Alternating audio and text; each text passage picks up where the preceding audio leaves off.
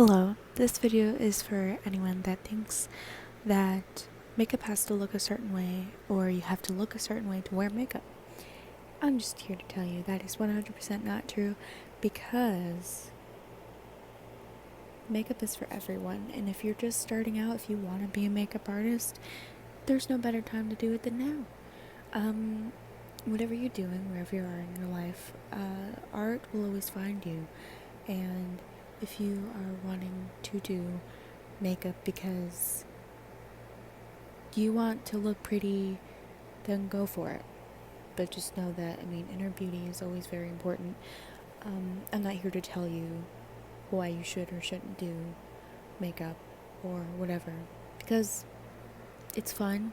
It's just people take it too seriously in a sense that sometimes, just hear me out, sometimes it can be very elitist, and that is something scary to look out for. Do not be around people that think they are better than others or a better artist than others, because at the end of the day, we're all just putting shit on our face that may or may not be super colorful like this. And I'm a perfectionist when it comes to my makeup, and I still think everything that I do is kind of a piece of shit, but there's always room for improvement, and that's just me.